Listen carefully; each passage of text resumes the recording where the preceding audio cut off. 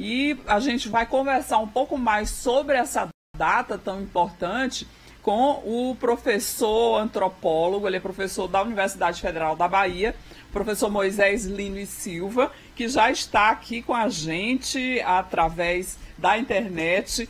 Bom dia, professor, que bacana o senhor participar aqui com a gente, seja muito bem-vindo.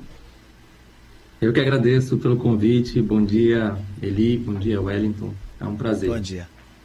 Professor, hoje é um dia que é bastante celebrado, bastante comemorado, mas a gente ainda tem muitas ressalvas, né? Em relação às lésbicas, aos gays, existem muitos preconceitos ainda, muitas barreiras a serem quebradas, mas o senhor acredita que hoje já dá para comemorar? Olha, Eli, para a comunidade LGBTQ, a vida é sempre uma celebração e mesmo diante das dificuldades e dos problemas, um aspecto que eu tenho trabalhado muito nas minhas pesquisas é exatamente como que essa comunidade é resiliente, o aspecto da resiliência desse grupo e como que conseguimos comemorar sempre, mesmo diante das dificuldades e dos problemas.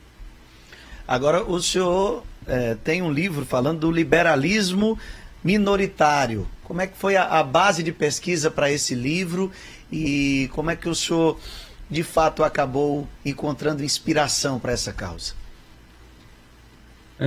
Então, esse livro deriva, Wellington, de uma pesquisa que eu fiz por muito tempo na favela da Rocinha, no Rio de Janeiro, onde eu morei. Então, como antropólogo, eu morei dentro da favela da Rocinha para tentar entender quais eram as dinâmicas internas da favela no que diz respeito a essa questão do gênero e da sexualidade.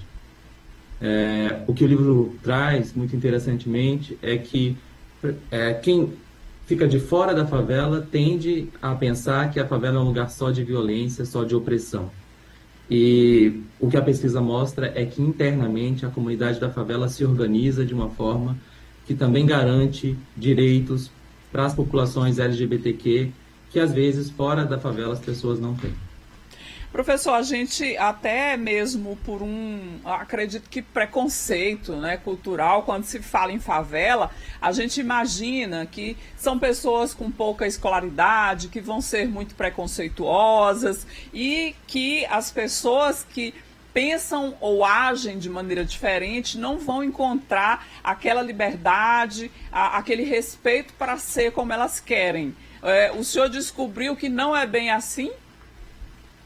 Exato, Eli. O que acontece, a gente presume isso, que a falta, né, que a baixa educação formal, de alguma maneira afetaria os direitos dessa população, o que não é comprovado em campo, mas também o que a gente tende a pensar é que em favelas a falta de atuação do Estado significaria uma falta de direitos, não é? Então a pesquisa conversa muito com essa questão sobre a falta de direitos nas favelas, mas o que eu descobri foi que formalmente é fato que o Estado não atua em favelas como deveria atuar, principalmente garantindo direitos. Mas a própria população da favela também se organiza. E se organiza, ao menos na Rocinha, que foi a favela que eu pesquisei e conheci melhor, eles se organizam de uma maneira a proteger a vida dessas pessoas LGBTQ em muitas instâncias, que fora da favela isso não acontece, já que sabemos que o Brasil tem um alto índice e o maior do mundo de assassinato de pessoas trans, por exemplo. E essa LGBTfobia, professor, onde é que ela é mais forte, então, na sua opinião? A LGBTfobia existe em vários grupos de acordo com certas pressuposições, não é?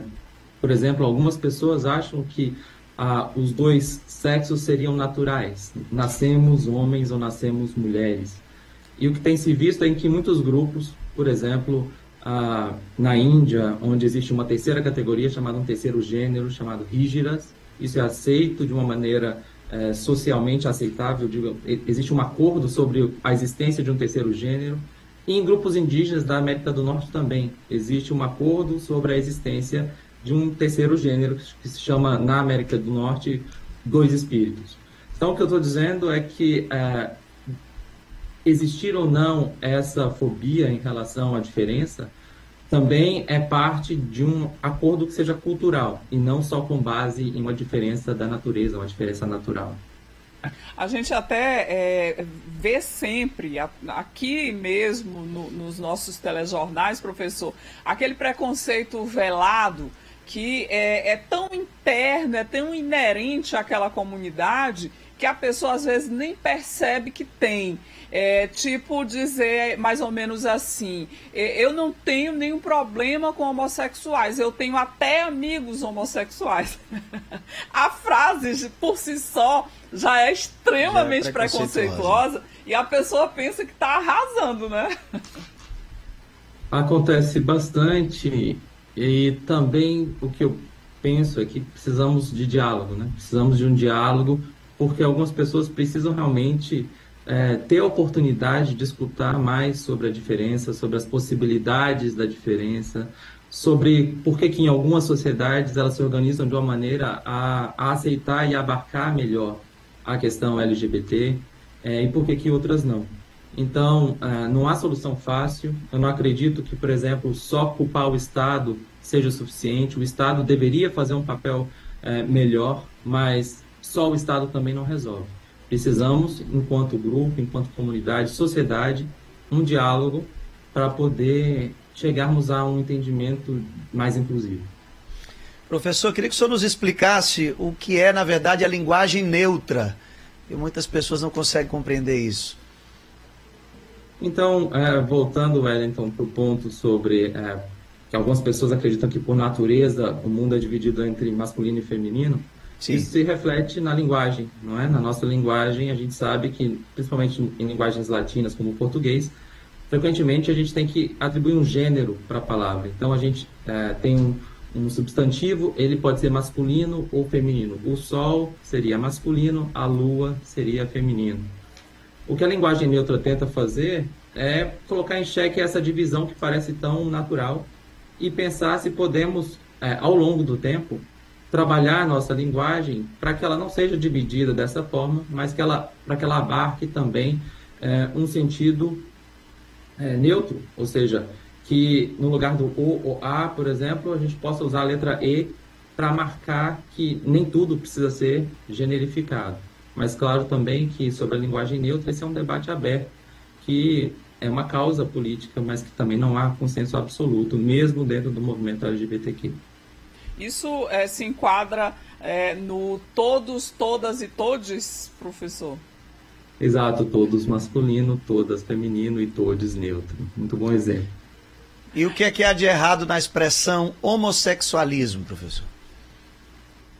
Por muito tempo, as formas de diferença foram entendidas como desvios também de saúde, não é? Como doenças.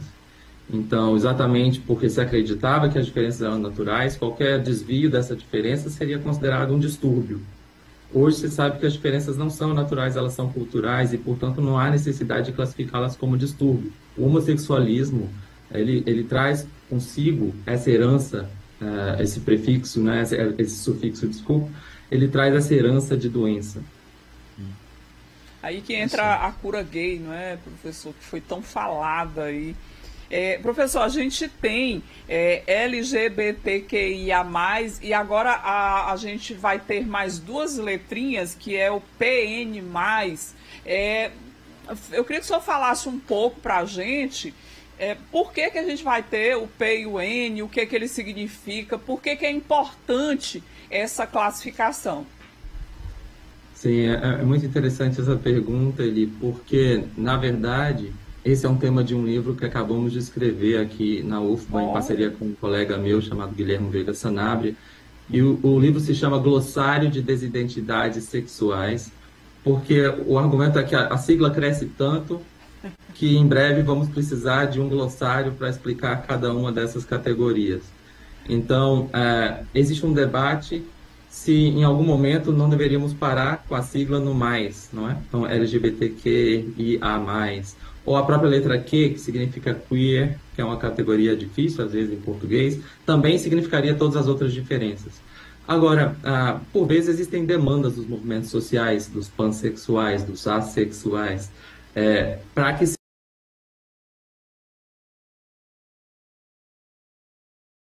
sejam também reconhecidos nessa sigla. Mas, novamente, é um processo em andamento político e que vai ser interessante ver como que vai se desenrolar. Espero que nosso livro contribua para esse debate. Tá certo. Professor, agradecer então a sua participação, sua importante entrevista. Professor Moisés Lino Silva, antropólogo, professor da Universidade Federal da Bahia, e deixar esse espaço sempre à disposição para maiores esclarecimentos, tá bom? Professor, muitíssimo obrigada. Queria parabenizá-lo pelo trabalho, pelas pesquisas que o senhor tem feito, que com certeza são muito esclarecedoras para quem quer entender um pouco mais. Mas, independente de qualquer coisa, o importante é o respeito, né? Ou você aceite ou não aceite, acha bonito, não acha bonito, você tem que respeitar, porque é uma opção do próximo. Verdade. E na vida alheia a gente não deveria se meter, não é? Pelo menos eu acho. É o que já dizia a vovó, né?